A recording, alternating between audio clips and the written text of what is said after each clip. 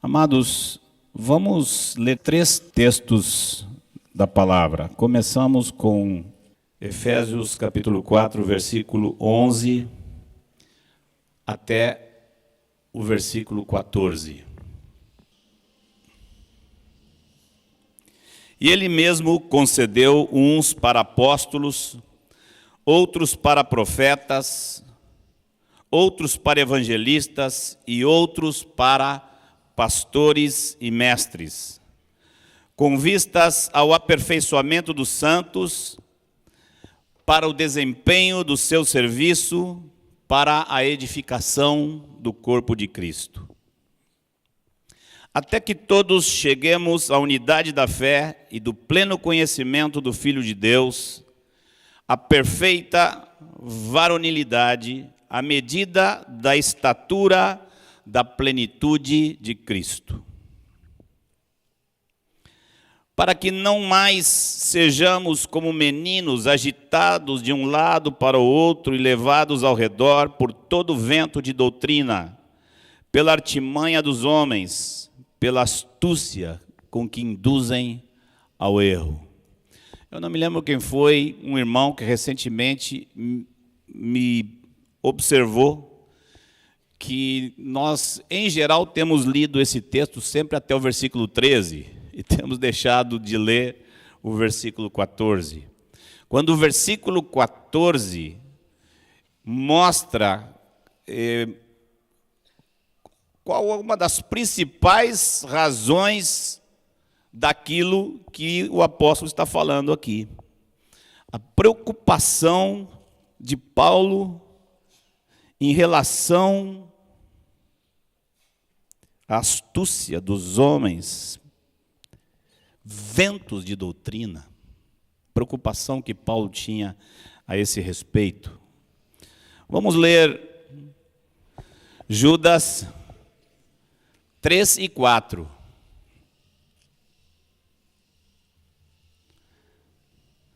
Amados, quando empregava toda a diligência em escrever-vos acerca da nossa comum salvação, foi que me senti obrigado a corresponder-me convosco, exortando-vos a batalhardes diligentemente pela fé que uma vez por todas foi entregue aos santos.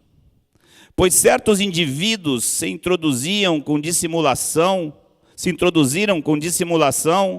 os quais desde muito foram antecipadamente pronunciados para esta condenação. Homens ímpios que transformam em libertinagem a graça de nosso Deus e negam o nosso único soberano e Senhor, Jesus Cristo. E por fim, queria ler a segunda carta de Pedro, no capítulo 1, versículo 16. Porque não vos demos a conhecer o poder e a vinda de nosso Senhor Jesus Cristo, segundo fábulas engenhosamente inventadas, mas nós mesmos fomos testemunhas oculares da sua majestade. Pois ele recebeu da parte de Deus Pai honra e glória, quando, pela glória excelsa, lhe foi enviada a seguinte voz: Este é o meu Filho amado, em quem me comprazo. Ora, esta voz vinda do céu, nós a ouvimos quando estávamos com ele no Monte Santo. Temos assim, tanto mais confirmada a palavra profética, e fazeis bem em atendê-la, como a uma candeia que brilha em lugar tenebroso, até que o dia clareie e a estrela da alva nasça em vossos corações. Lemos 3 textos que nos mostram a preocupação, por assim dizer, a carga que os apóstolos tinham com relação à manutenção da verdade na igreja. Já naqueles tempos, de início, já surgiram muitos desvios. E esses desvios, nós vemos que eles estão confirmados pelas cartas apostólicas. As cartas apostólicas estão cheias de correções por causa dos desvios que já estavam acontecendo ali naquela época. Paulo, em algumas cartas, parece que literalmente geme por esses desvios. E desvios que eram muito pequenos comparados aos desvios que existem hoje. Mas o coração dos apóstolos estava sempre com esta carga por esses desvios, procurando correção. Paulo enxergava a igreja muitas vezes como um rebanho de meninos agitados ao redor por todo vento de doutrina. Judas, observemos como eles não poupavam os qualificativos que eles usavam, as descrições que eles faziam. Judas disse que no final do versículo 4, que eles negam o nosso único soberano e Senhor Jesus Cristo, mas o contexto mostra que esses homens não estão falando contra Jesus Cristo.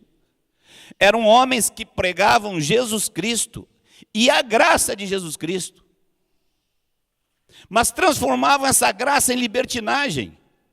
E Paulo está dizendo aqui que nisto, em transformar a graça de Jesus Cristo em libertinagem, eles estavam negando o soberano Senhor. Não eram homens que diziam que Jesus Cristo não existia, que Jesus Cristo não era filho de Deus. Eram homens que transformavam a graça de Deus em libertinagem. E Judas diz, estão negando o Senhor soberano.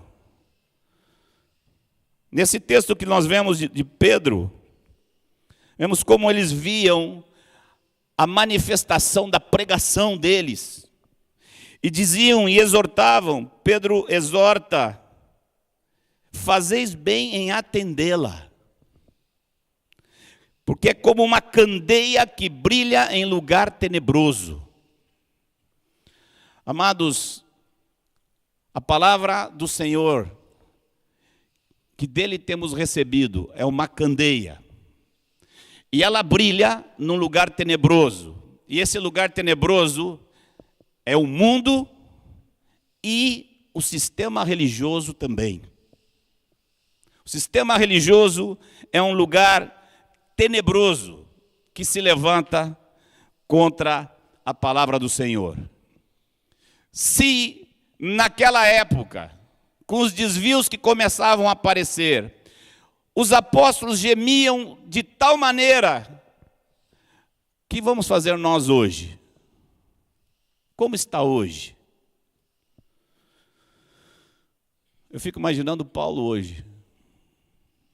Se Paulo ouvisse, chegasse aqui, colocasse os pés dele, se Paulo entrasse numa livraria evangélica,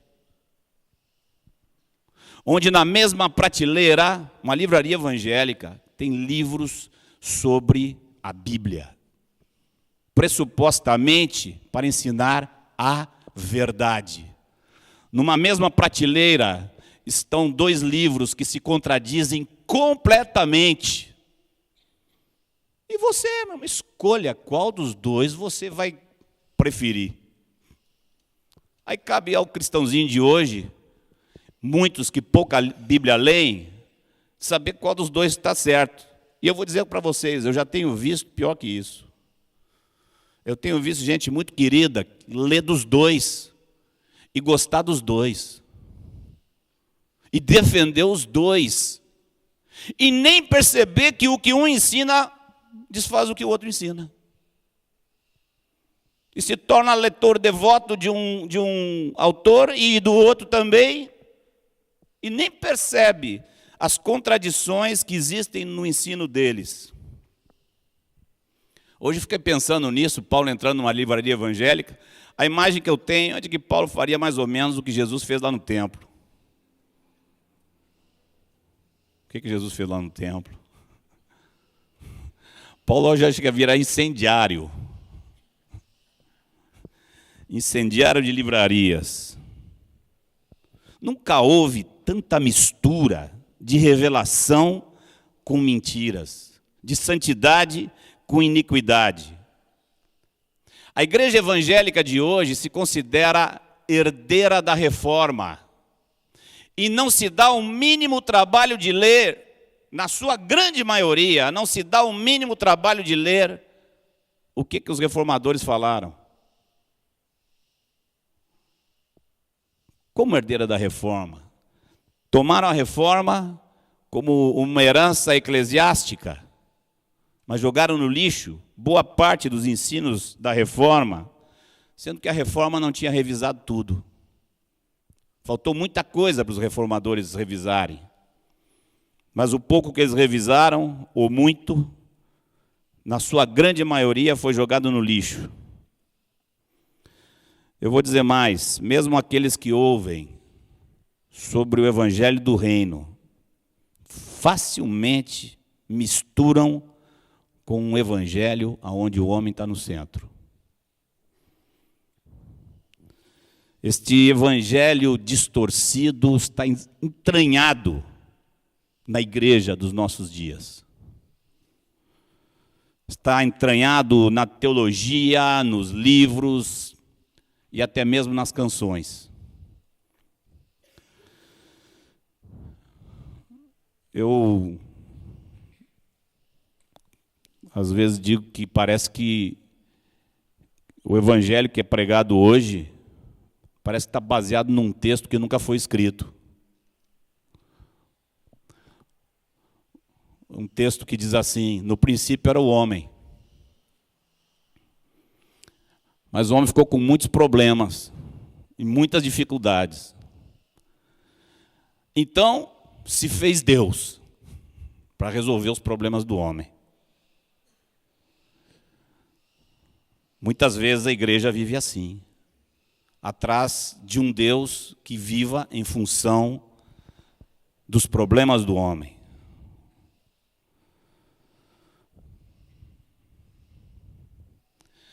O humanismo, ele se configura quando o homem está centralizado e focado nas suas necessidades, nos seus problemas.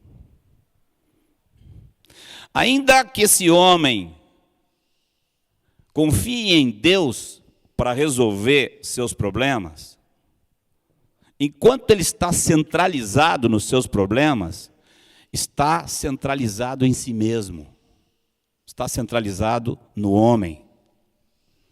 O homem tem um problema, o pecado, a ofensa a Deus. Este é o problema.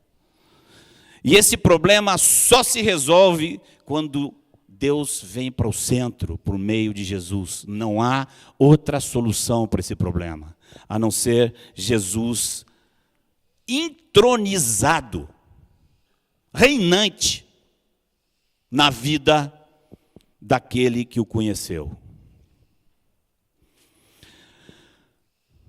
O que nós faremos diante desse quadro? O que nós temos que fazer? O que nos cabe hoje? Amados, o Sérgio disse aqui a princípio que nós estamos fazendo uma revisão.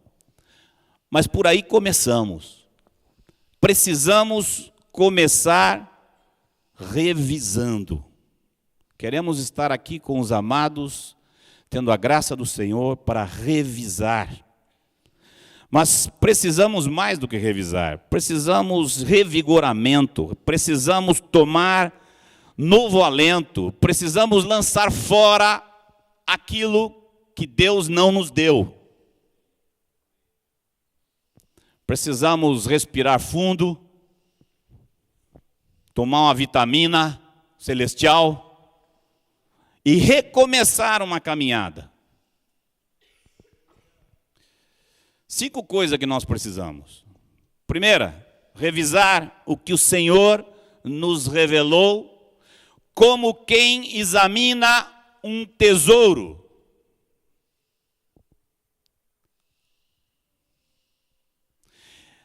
Alguém que nos vê de fora falando isso pode dizer, há um pouco de presunção aí.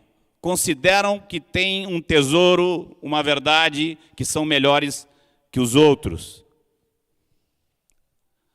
Eu digo que não há presunção, porque a grande parte, se não a totalidade, daquilo que nós cremos e procuramos viver, nós recebemos de outros. Nós demos ouvidos a outros que revisaram. E nós ouvimos a muitos, e ouvimos o som da voz do Mestre.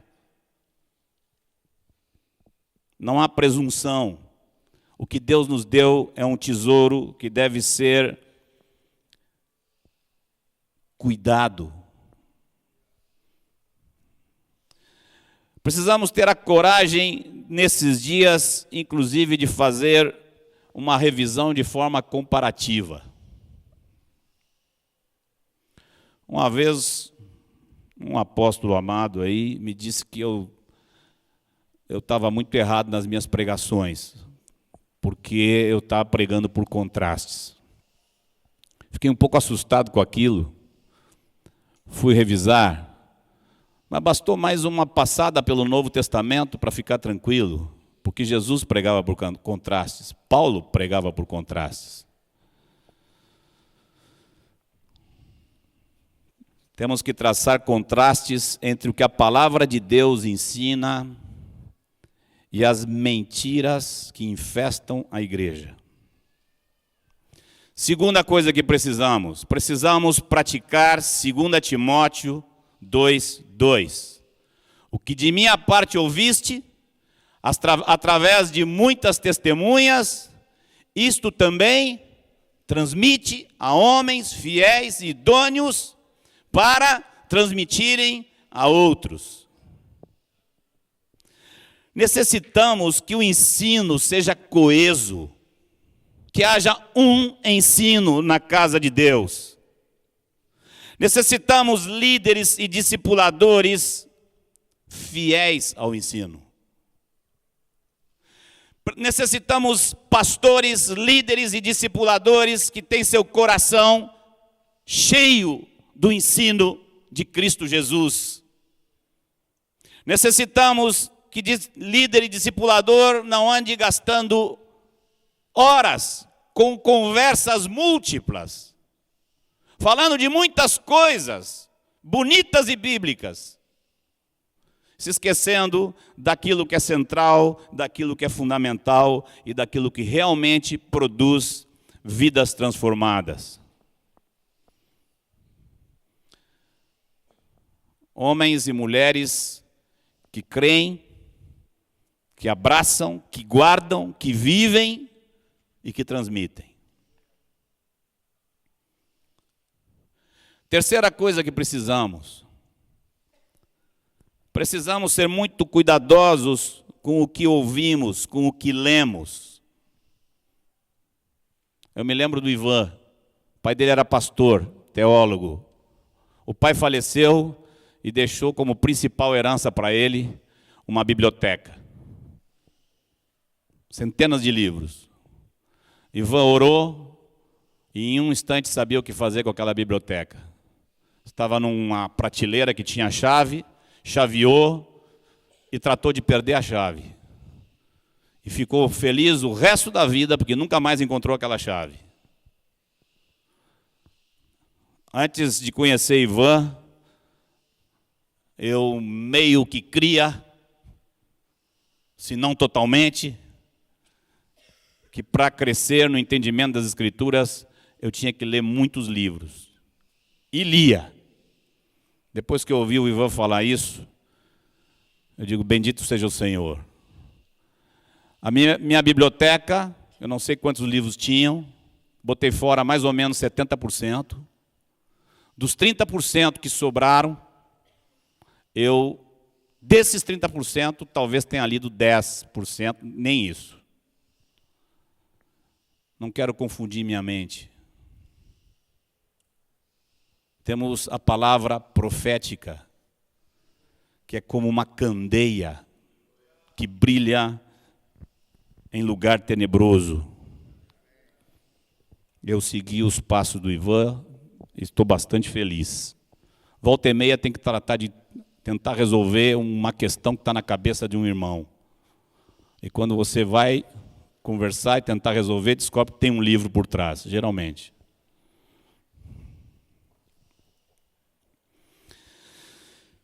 Mas precisamos, quarta coisa, precisamos cuidar ainda com os desvios que vêm diretamente do mundo, que não vêm da religião.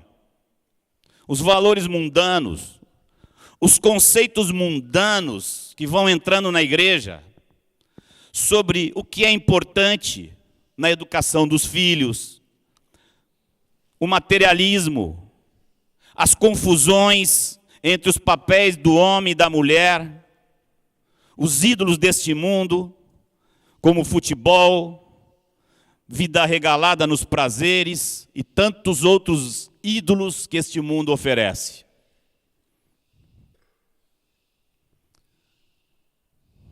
Porque os pensamentos do mundo contaminam também a fé.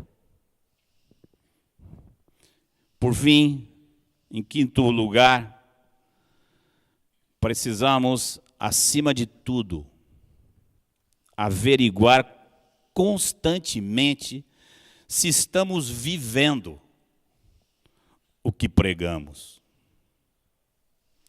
Pois teoria não serve para nada aos olhos do Senhor. Precisamos corrigir desvios práticos que vemos. É hora de Deus levantar um povo exclusivamente seu, zeloso de boas obras. Zeloso. Necessitamos zelo pela prática da verdade na casa de Deus. Temos que atuar pelo cumprimento da doutrina de Cristo, como quem zela pelo testemunho da igreja. Desvios de prática desonram e desagradam ao Senhor. E muitas vezes trazem a própria perdição para algumas vidas. Exemplo, precisamos corrigir jovens que questionam ou menosprezam o ensino de santidade e pureza que é segundo Cristo Jesus. Precisamos corrigir maridos que não assumem seu sacerdócio. Precisamos corrigir esposas que extrapolam seu papel de dona de casa e mãe, sem ser por absoluta necessidade financeira.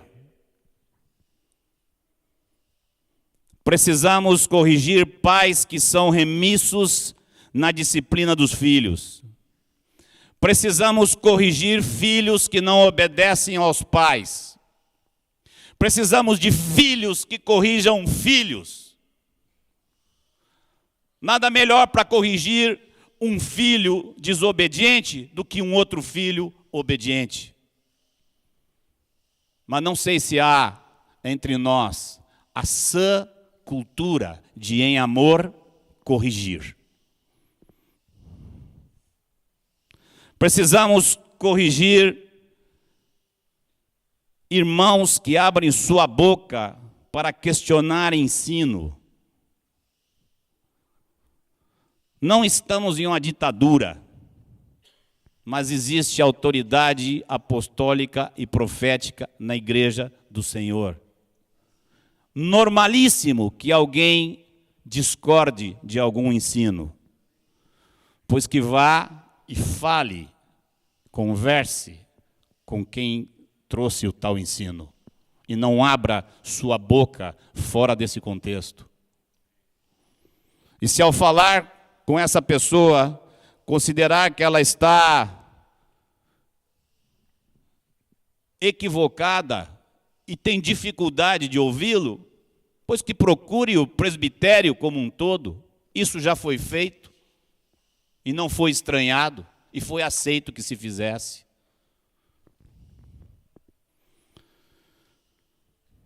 Precisamos corrigir jovens que transformam a comunhão dos santos em exclusivas saídas para regalar-se e falar futilidades.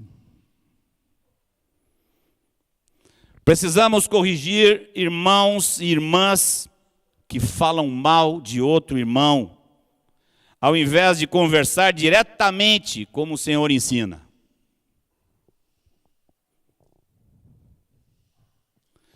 Precisamos corrigir irmãos e irmãs que julgam as intenções e o coração de outros irmãos. Precisamos corrigir líderes que agem por interesse para preservar o seu próprio ministério.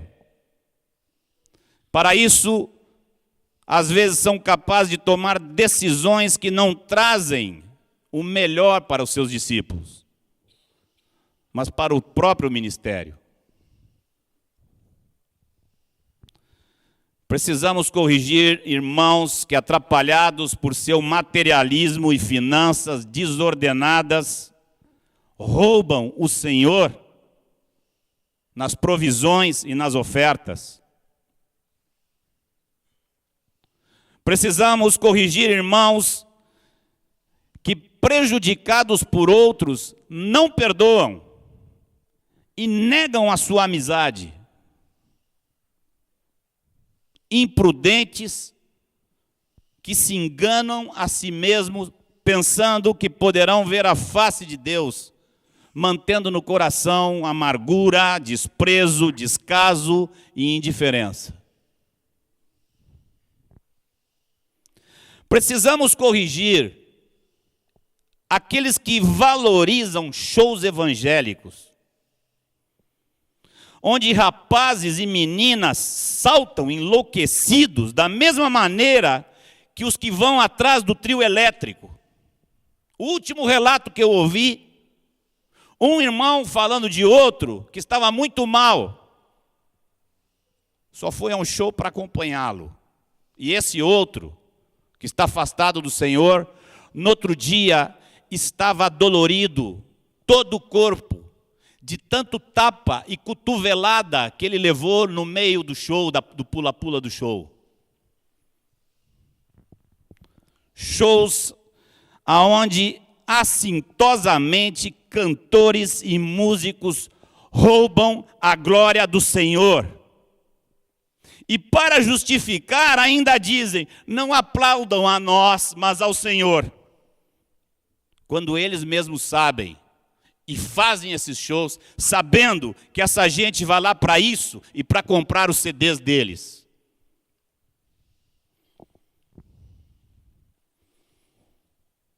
Precisamos corrigir, por amor ao Senhor, ao seu santo nome, a sua glória na igreja,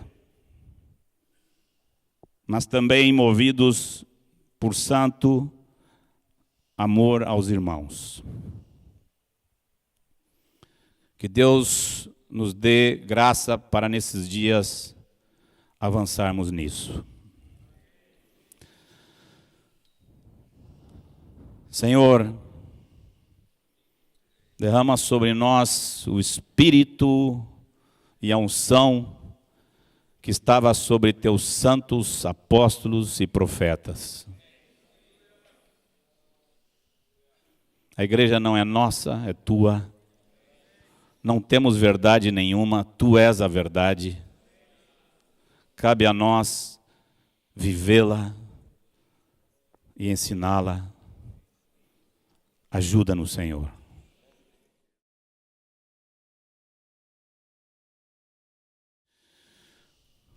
Começamos pelo centro de tudo. Começamos a nossa revisão por aquilo que é o centro da palavra de Deus, o Evangelho do Reino. Vamos ler Mateus capítulo 4, versículo 23. percorria Jesus toda a Galileia, ensinando nas sinagogas, pregando o evangelho do reino e curando toda sorte de doenças e enfermidades entre o povo. Esse era o centro da pregação de Jesus, o evangelho do reino. O que é o evangelho do reino? Expressão que usamos, já não dizemos há anos, mas há décadas. Nos faz bem parar e perguntar outra vez: o que é o evangelho do reino?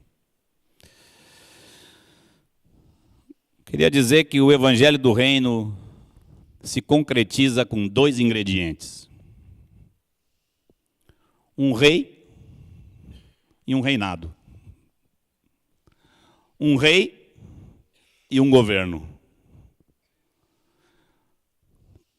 Para vivermos o evangelho do reino, temos que ter um rei e temos que estar debaixo do seu reinado.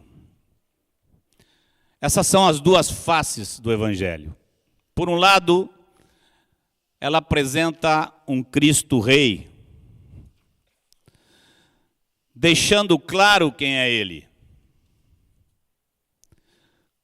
Quais os motivos que fazem dele um rei? Quem é ele? De onde veio? Como veio?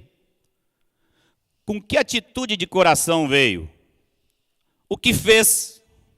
Como é que ele viveu? O que ele ensinou? Qual era o seu objetivo? O que ele exigiu? Que fim lhe foi dado pelos homens? Que fim lhe foi dado pelo Pai? Por onde ele andou? Para onde ele foi? Onde é que ele está?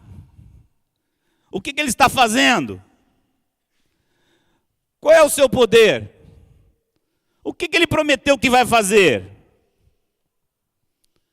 O reino começa com a apresentação dessa pessoa querida e amada. A apresentação do rei é o reino. Apresentar esta pessoa é apresentar o reino de Deus. Conhecer esta pessoa é conhecer o reino de Deus. Por outro lado, o evangelho do reino apresenta as condições estabelecidas pelo rei. O reinado dele sobre nossas vidas.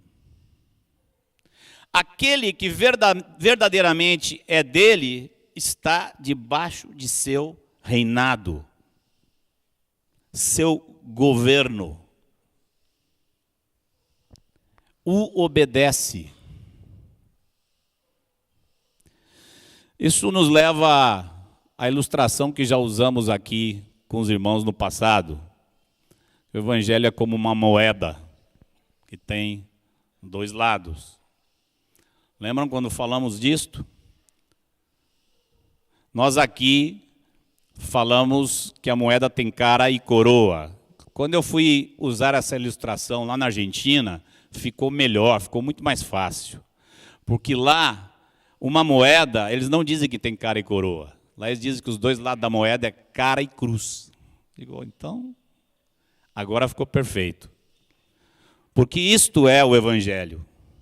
A face de Cristo e a cruz que nós temos que tomar. Se falta um dos 2 ingredientes, esse evangelho já está falso. Não basta que haja um dos 2 lados. Você não precisa ser entendido em moedas para, se você olhar uma moeda que de um lado tem cara e você vira do outro lado tem cara também, você não precisa ser muito bem entendido para saber que aquela moeda é falsa. Ou se você olhar uma moeda que dos 2 lados só tem cruz, você também já sabe que essa moeda é falsa.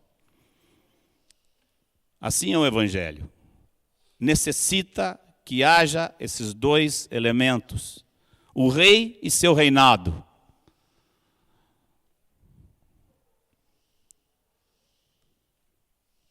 O que nós devemos fazer com esta moeda? Essa é a pergunta que leva a questão para o lado prático. Muito simples. Nós temos que olhar a face de Cristo e tomar a cruz. Olhando firmemente, vamos ler Hebreus capítulo 12. Versículo 1 e 2.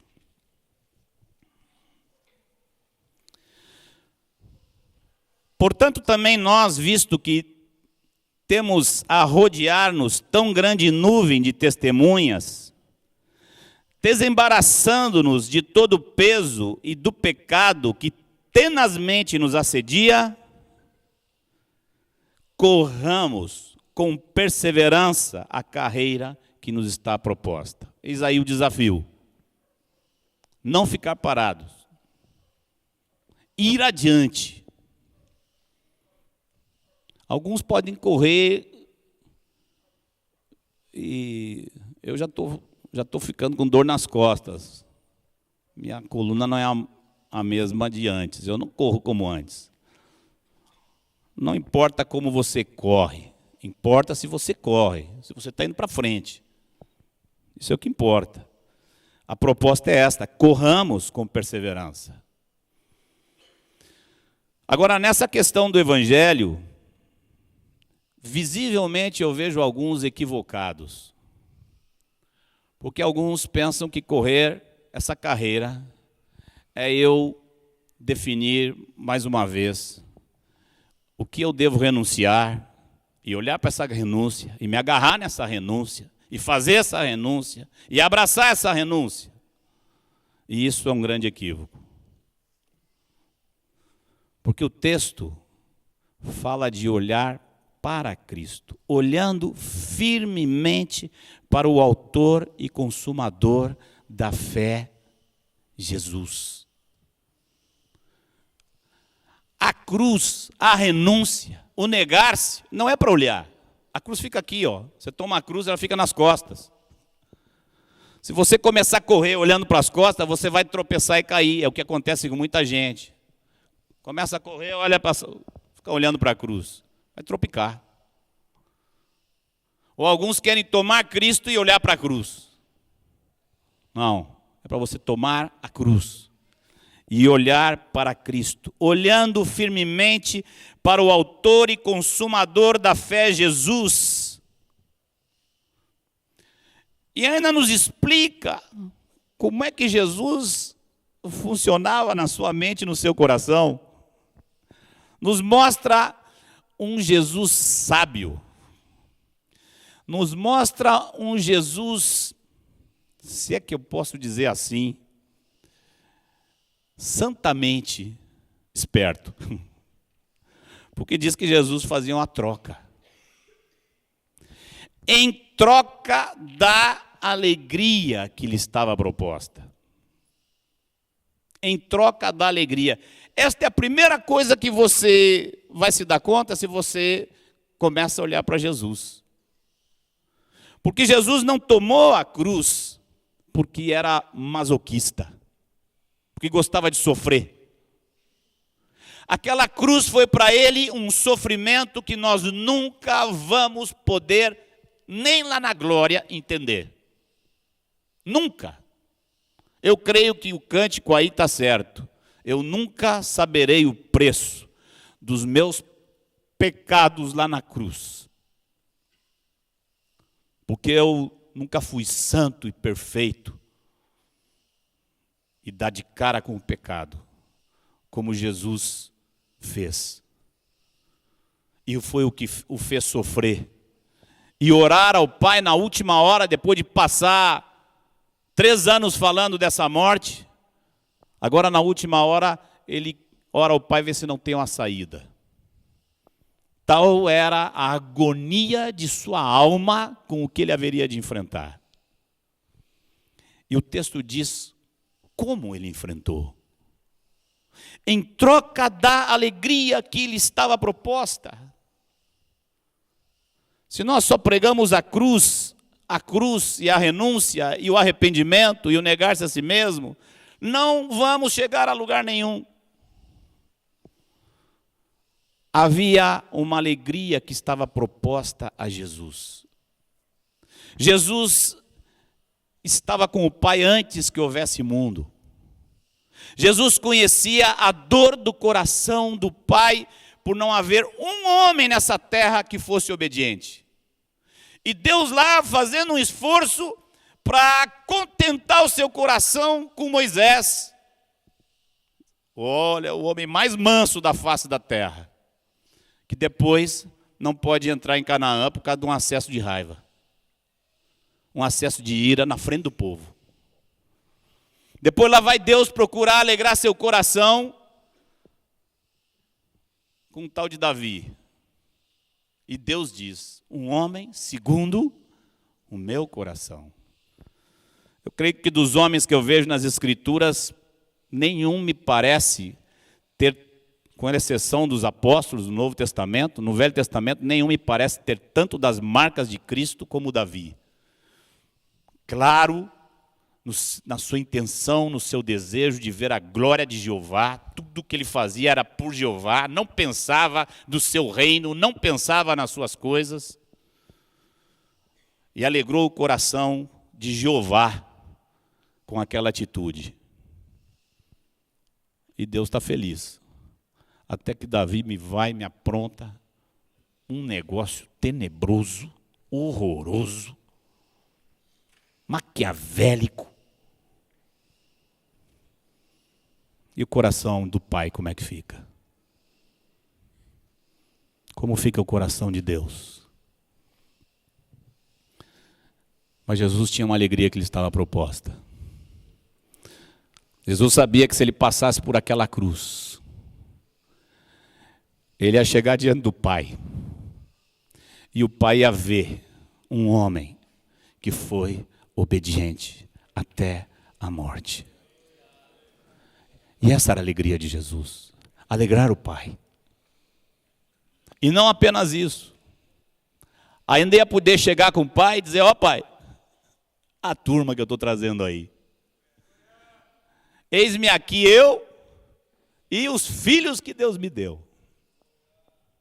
E em troca da alegria, ele suportou a cruz. Jesus tomou a cruz, olhando a alegria. Tomemos nossa cruz olhando a Cristo, colocando nossos olhos em Cristo, aprendendo a contemplar a Cristo. 2 Coríntios 3, tem esse outro texto maravilhoso, que alguns já me ouviram dizer que eu considero o texto mágico da Bíblia, o mais mágico de todos. Todos nós, 2 Coríntios 3,18, e todos nós com o rosto desvendado, contemplando como por espelho a glória do Senhor, somos transformados de glória em glória na sua própria imagem. Esse texto é o texto mais fantástico que eu conheço. Quando nós pensamos nesse alvo a atingir, ser semelhante ao Senhor, quanto gemido não sai, não? Às vezes eu digo, só tu, Senhor. Só o Senhor para inventar uma coisa dessas. Quantas vezes nosso coração é tentado a dizer, é impossível. Eu não chego lá. Agora esse texto, no fim dele, está falando que nós chegamos lá. Diz que somos transformados de glória em glória na sua própria imagem. É o que o texto está falando. E o que tem de mágico o texto? O que o texto tem de mágico é que ele fala do processo incrível como isso acontece. Imagina um sujeito que nasceu, cresceu numa família muito mal educada, e o pai e a mãe sempre disseram que ele era feio, desde pequenininho. É feio, rapaz. E o menino vai crescendo com um complexo terrível. Quando se torna homem, ele não aguenta se ver no espelho. Ele se acha o cara mais feio do mundo. Ele olha assim. Oh. Um dia ele põe um papel de jornal na frente do espelho para toda vez que entrar no banheiro nunca mais poder se ver. Apavorado com sua própria imagem. Aí disse para ele que ele tem que ir para um psiquiatra. Mandam ele para o psiquiatra. O psiquiatra começa a conversar com ele. Daqui a pouco o psiquiatra disse: eu tenho solução do seu problema. Ele disse: ó, meu problema está aqui, ó, foi colocado aqui, ninguém tira esse problema. Não, eu vou solucionar seu problema. Você sabe qual é que é? É que você não sabe qual é o seu problema. O seu problema não é que você pensa que é feio. O problema é que você é feio mesmo. Você é muito feio. Mas eu vou te dizer um negócio. Eu tenho lá em casa, você não espalha, mas eu tenho lá em casa um negócio mágico lá em casa. O que você tem na sua casa? Eu tenho um negócio lá em casa que vai resolver seu problema. Você é o quê? Eu tenho a foto do artista mais bonito que existe em Hollywood. O sujeito é um exemplo de beleza. Está em todas as capas de revista, ele sai por aí. Sim, mas eu também tenho, já vi foto desses caras, qual é o problema? Não, essa foto que eu tenho lá em casa é mágica. Como? Eu vou trazer para você. Se você se dedicar a pegar essa foto e ficar olhando para ela, você vai ficar igual a ele. Você vai ficar igual esse cara.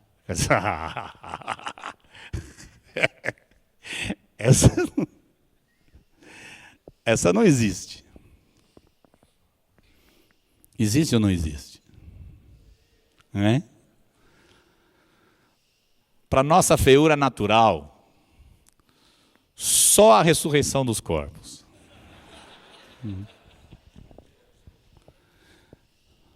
Mas nós sabemos que somos feios. Nós conhecemos nossa feiura. O próprio Espírito Santo teve que dizer para nós que nós somos feios. Mas Deus nos deu essa foto em Cristo Jesus. E está dizendo aqui: fica olhando. Olha, bota teus olhos aí. Coloca teus olhos fixamente aí. E você vai ver o que vai te acontecer. Eu te pergunto, o texto não é mágico? Esse negócio não é loucura? Loucura para os gentios, escândalo para os judeus, mas para nós, sabedoria de Deus. Cremos nisso, amados.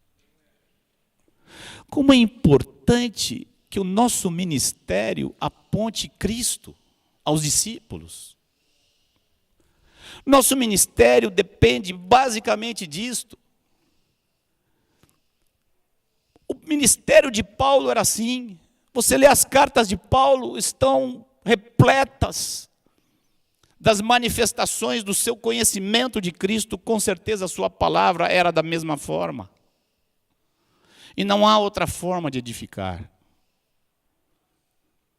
Se não levamos os discípulos a olharem esse lado da moeda, verem a face de Cristo, colocarem seus olhos na pessoa de Cristo, o que eles vão fazer com uma cruz dessas? Com uma morte terrível dessas? Todos os dias, tomar a cruz. Quem pode? Quem consegue? Senão aquele que aprendeu a colocar seus olhos na pessoa de Jesus Cristo.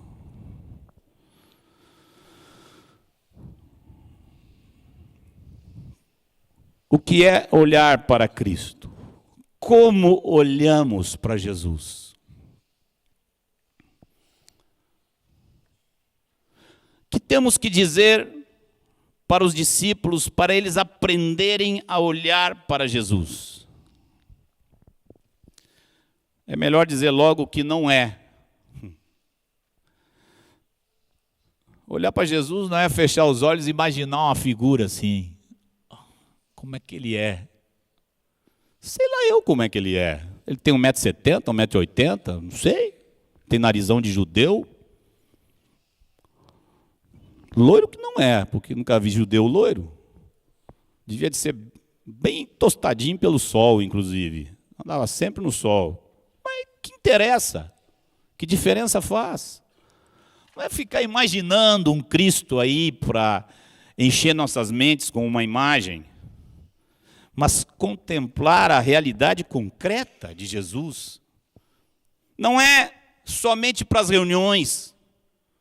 Começamos a cantar e colocamos nossos olhos em Cristo, saímos com o coração cheio e orando para que esteja cheio o suficiente para aguentar até a próxima reunião. Não é para as reuniões, mas é para todo o tempo. Em todo o instante, na oração e fora da oração. Também não é um negócio misticamente complicado, nem de difícil acesso. Recentemente eu ouvi irmão dizendo sua opinião sobre contemplar a Cristo, fiquei assustado. Eu digo, coitado, não vai ver nunca. O negócio é algo muito simples. É para todos, mesmo para o recém-nascido na fé, que pouco sabe das coisas de Deus. Está apto para contemplar e olhar para Jesus. Aliás, se converteu, foi batizado, porque começou a olhar para Cristo. Alguém falou para ele de Cristo, algo ele já viu, e aí se converteu. De maneira prática, contemplar a Jesus é colocar nossa atenção, nossa fé, nossa admiração, nosso pensamento, nossa meditação em tudo aquilo que as Escrituras falam a respeito de Jesus. O que a Bíblia fala sobre Jesus? Eu preciso saber, mas não é suficiente. Eu preciso crer, mas não é suficiente. Eu preciso olhar. Eu preciso colocar meus olhos constantemente, firmemente, diz o apóstolo, nestas verdades, uma vez proclamadas a respeito de Jesus. Os tais dos 8 pontos para a catequese, que não são 8, mas que são 11, são apenas uma referência para um discípulo começar por ali. Cada versículo que é dado para cada um daqueles pontos é um início. Deve haver muito mais do que entendimento intelectual daquelas verdades, muito mais do que memorização daqueles versículos. Deve haver uma meditação e um olhar até que aquilo comece a trazer efeitos fortes na minha vida. Amados, quando nós olhamos para a pré-existência de Jesus, o que nós vemos? Que efeito isso nos causa? Isso é prático. Olhar firmemente para a pré-existência de Jesus, eu digo que resolve a maior parte das dificuldades de uma vida humana. Quando está fixo na minha mente que ele não começou ali como um bebê. Não foi ali que começou. Aquele bebezinho no colo de Maria é o Criador das estrelas. É o Criador dos peixes que você come. É o Criador do mar onde você se banha. Aquele bebezinho. Isto é para ser olhado. Porque isto resolve uma cabeça. Resolve um coração. Porque ali está toda a soberania de Deus na pré-existência de Jesus. Olhar para isto vai retirar de nossa vida todos os sentimentos que todas as horas nos avassalam. Como disse o escritor de Hebreus, o peso, desembaraçando-nos do peso. Quanto peso é a sensação constante de que as coisas que vão acontecendo, acontecem por acaso. Deu zebra, Deus dormiu. Como fica a cabeça de um adolescente que vai à escola e aprende evolucionismo? O que isso produz no espírito da pessoa? Na mente, na psique? A convicção de que tudo acontece por acaso. Inclusive a formação das moléculas foi por acaso.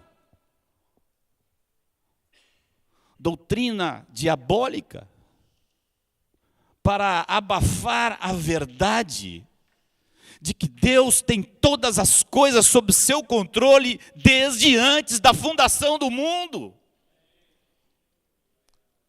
Você se penteou para vir para cá, né? Quantos cabelos caiu? Deus sabe.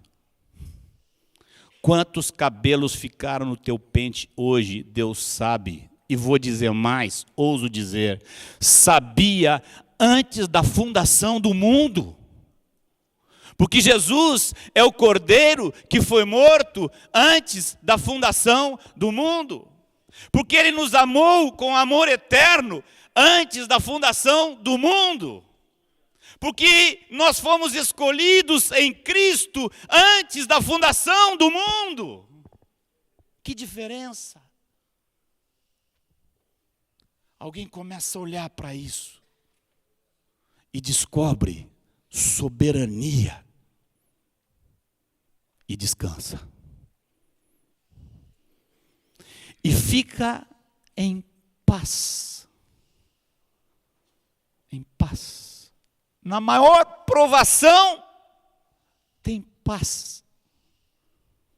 Porque Jesus existia antes da fundação do mundo. Ele é o Verbo eterno. No princípio, era o Verbo. E o Verbo estava com Deus. E o Verbo, o que fizeram? Todas as coisas foram feitas por intermédio dele.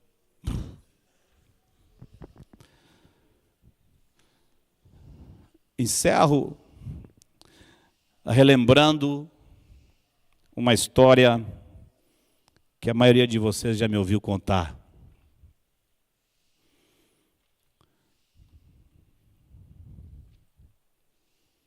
Dois anos e meio de casado, uma esposa com uma barriga desse tamanho e um câncer mortal, letal. Como é que resolve isso? Que mente aguenta isso? Que coração humano pode aguentar uma coisa desse tipo?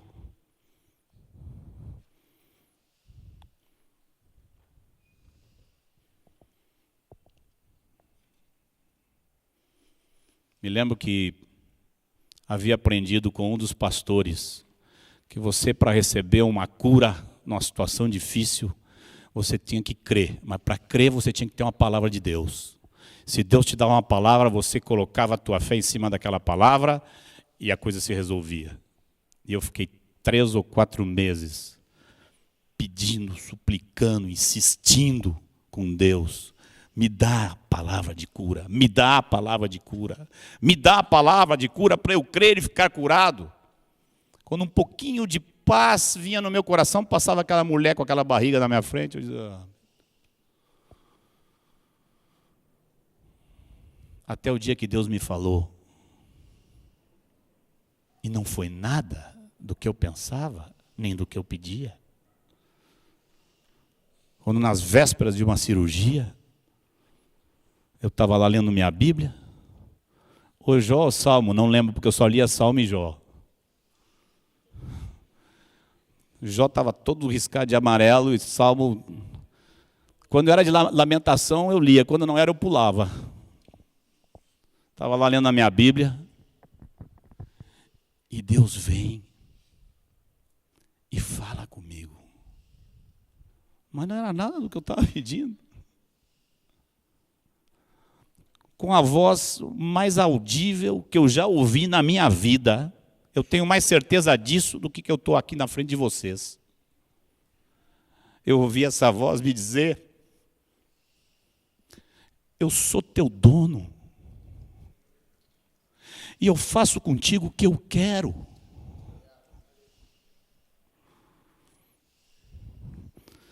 Se fosse um general ruim, eu ia começar a tremer. Mas era meu pai que estava falando comigo. E me disse, eu sou soberano. Tu não me questiones, tu não me exijas. Não foi isso que ele me disse, mas eu percebi que estava por trás de toda a palavra. E pela primeira vez, eu orei em paz naquela situação. Eu disse, Senhor, eu sou teu filho, preciso ouvir tua voz. Se tu me disser que vai me curar, ainda que eu esteja comido de câncer, da ponta do cabelo até a unha do pé, eu vou dizer para todo mundo nesse hospital aqui que o Senhor vai me curar. Mas se o Senhor me disser que vai me levar, amém. Amém. Eu vou dizer para todo mundo nesse hospital que é melhor morrer com o Senhor do que viver sem o Senhor. E minha mulher e meu filho, tu é suficiente para ser marido e pai? Quem pode fazer uma oração maluca dessas? Em paz. Senão aquele que vê, aquele que existe antes da fundação do mundo, e vê nele toda a soberania, todo o reino, toda a majestade, toda a autoridade. A visão do Jesus eterno é um descanso incomparável. Senhor, dá-nos graças, Senhor, para olhar para Ti nesses dias. Ensina-nos a olhar para Ti nesses dias, Senhor.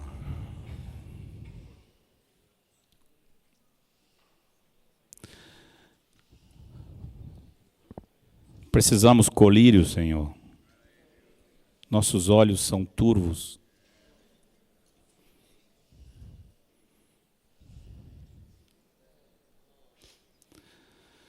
Só Tu pode colocar esse colírio em nossos olhos, Senhor. Ensina-nos a olhar para Teu Filho.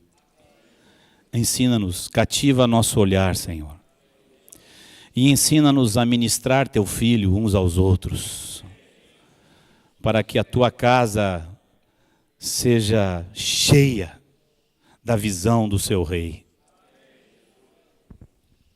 Em nome dEle nós Te pedimos, Pai. Em nome dEle.